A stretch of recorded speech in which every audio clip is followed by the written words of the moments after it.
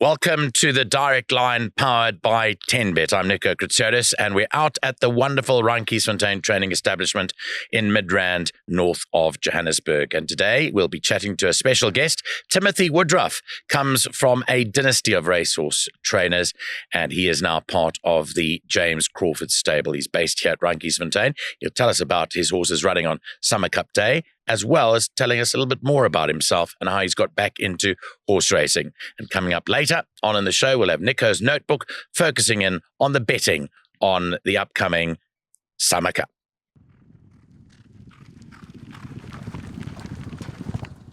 Well, welcome to our show for this week, and we decided that we'll take a break from the studio and we'll go out on location, and what better place to come to than the Randkiesfontein Training Centre, known as the North Rand Training Centre in Midrand. And we're catching up now with Timothy Woodruff, who is the son of great champion trainer Jeff Woodruff, and has recently joined the James Crawford stable as an assistant trainer. And I've been trying to get you to come to the studio, but seeing as you didn't come, I've decided to come and join you at your home. Thanks, Nico. I really appreciate it. Great for you to be on the show. And you've come back into it, and it looks like you're really enjoying it. So welcome back to horse racing. Thanks. It's been wonderful to be back. It's been amazing to meet everyone again, and some faces I hadn't seen for long, and it just feels like home.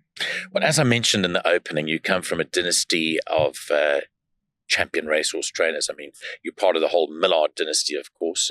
Champion trainer Terence Millard, going back to the 80s, was legendary.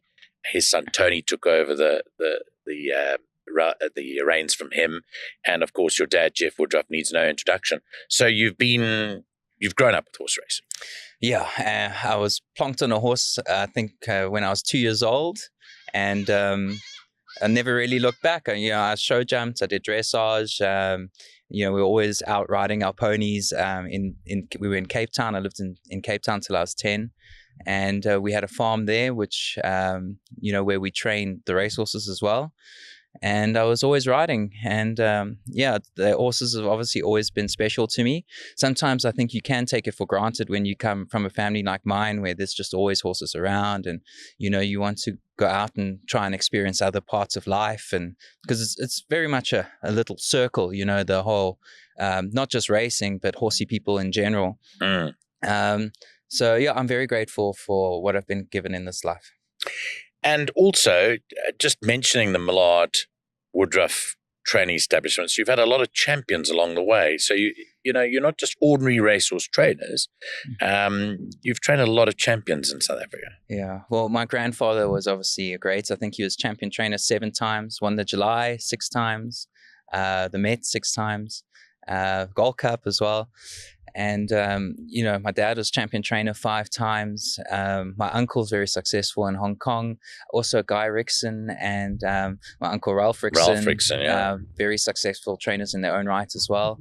And my sister's doing very well. So, just really proud to be around, to have been born into this family. But you broke away for a time because you wanted to just try something else. I mean, you probably, you don't want to get caught up in the industry too quick, but you went around and found yourself.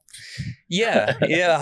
I mean, obviously being in it for a long time, I eventually, it's more a spiritual thing. I don't think it's the time and place to talk about it. Maybe we can talk about it someday, but it was more of a spiritual thing that I wanted to get out and be able to do things that I could never have done having been in racing, because racing is very much it's a lifestyle. It's not a job, you've got to be on call all the time. Friday nights and Saturdays are just, they're your busy days, and, you don't experience what a Friday night is like. So I broke away for a bit, but I was always around horses. I rode and schooled up some horses off the track, and I rode a little bit for my sister, and I did some other things.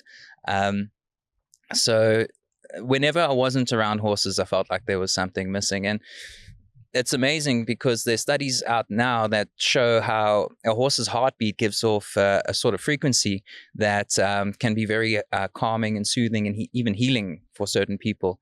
And you can definitely feel it being around them. And I think that's part of the the draw of horses is, the outside of a horse is good for the inside of a man, and it really does make a difference. Just go back to when you took that break. You went and did a bit of studying, and what were you involved in? What did you go and study? Well, I learned how to code. I got my skipper's license, sail. I can crash a yacht, and insurance will have to pay. And I did a bit of solar, and just worked on myself really. Some other things.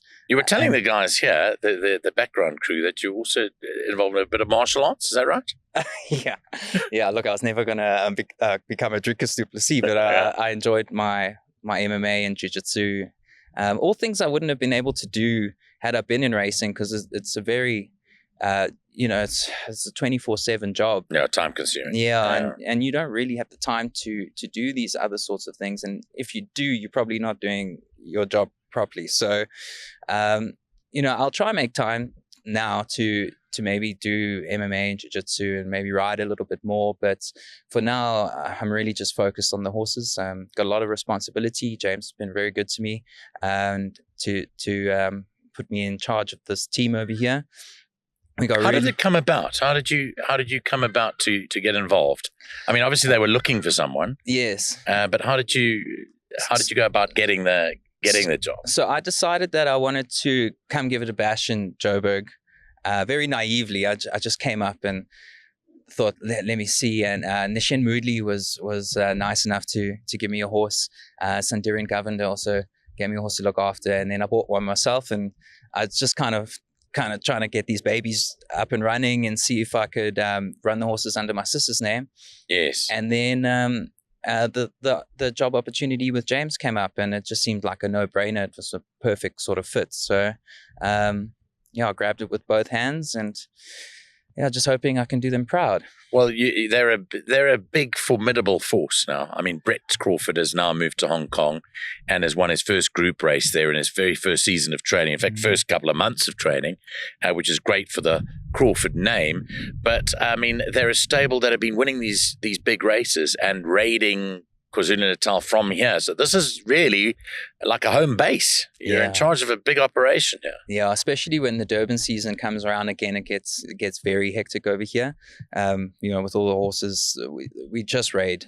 We don't have spend much time in Durban at all, and it's been a winning formula. So why change it? Absolutely, that's exactly what I say. Your sister, you mentioned. Lulu is training down in Cape Town. Do you speak to her often and ask her a bit of advice on that? Yeah.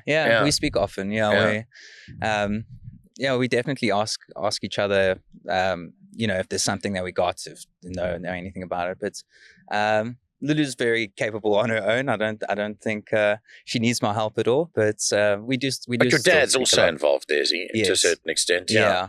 No, he loves it. He's at the yard every single day in Cape Town with the dogs, and he definitely is very proud of her, and he's very happy to be there. This training establishment, you're happy with the facilities here, the tracks that you get, and how to train racehorses here? Oh, of course, yeah. It's a really nice place to train. They've always looked after this place very well. You just phone MCZ, ask for something, and it's done straight away. It's a wonderful place to train. It's nice and peaceful here as well. Not while the trucks are driving around, but most of the time it's a very calm, peaceful state here in Rheinkies, which I think is important. I'm all about the energy, and as long as you can keep the energy good for the horses, it's they're going to try their best for you. And as we were saying, the track record in terms of horses coming from this training center and winning big races is formidable. I mean, we mentioned the likes of a guy like Mike de Kock, who's trained horses to win from here to win anywhere in the world. I mean, Epitombi and horses like that were originally trained here and began their careers here. Yes. Well, it was good enough for Mr. de Kock. I think it's good enough for anyone. For you guys. Let's focus more on the Summer Cup meeting coming up. I mean, you've got Otto Lucan running in the race, and he's a horse that's come up from Cape Town, but doing well. I mean, what are your thoughts? A lovely looking horse. He's a big, strong honest horse, and he's looking really good. I'm loving the way his coat looks at the moment, and his work has been very good. So I think he's definitely got the ability to win a race like the Summer Cup. It's not going to be easy. It never is. We'll see where we draw, but I think if we can get a nice draw, we're not here just to make up the field. And I don't think Mr. Bortz and Gina are here for that either. We obviously think we've got a good chance. So absolutely. And he comes in with a nice galloping way too. He won the July Consolation race down in Durban, yes, which was over 2,200 meters, and he did it the hard way. 3 wide, exposed the whole way. Not that it was a bad ride. I mean, he just got shepherded out, but he didn't do it the easy way, and he still won and was going away at the end. So on that run, after that, we just thought immediately Summer Cup. Just looked like a Summer Cup horse, especially with the long straighted turpentine. He's going to have way more time to unwind, and a big galloping horse like that, it just seems like it's meant to be. So holding thumbs. And JP coming up to ride for you on the day? Yes. Yeah. Other chances on the day? What horses are you likely to have big chances with? Baynak and Aladdin's Lamp.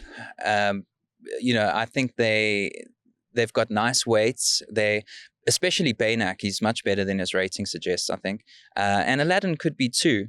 So since Aladdin's come here, he's really taken to the center and to the high felt. And so, yeah, I give those two a squiz. Fatal Flaw's just making her comeback after a long rest. She'll probably need the run, and it's definitely too sharp for her, the 1160. So yeah, I think probably Aladdin and Baynak are two best other chances. Well, Tim, it's been great catching up with you and making contact with you eventually. Just all the best in your career. I mean, it's great to see you back in where you belong, I think, in racing. You're looking very comfortable with your decision, and you're looking pretty content with life. So let's hope it just continues to steamroll for you, and your burgeoning career just continues to get stronger. Thanks, Nico. Really appreciate it. Thanks for your time. Thank you.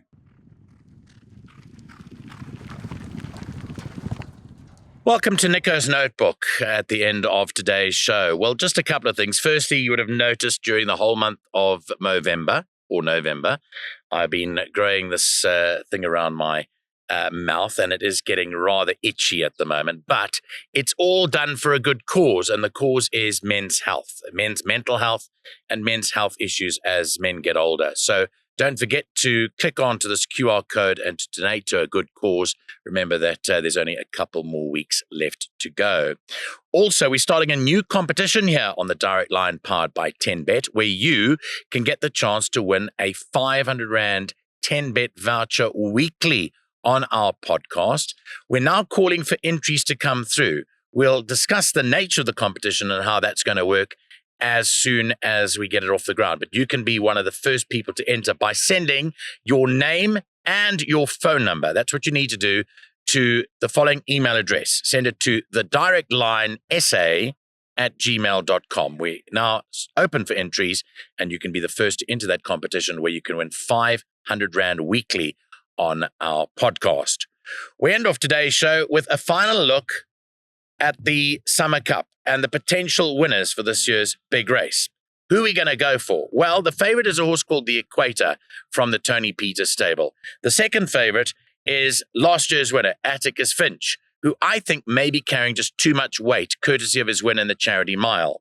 But the horse I'm looking carefully at is a horse called King Pels. He's trained by Gareth Van Zyl, and he hails from KwaZulu-Natal.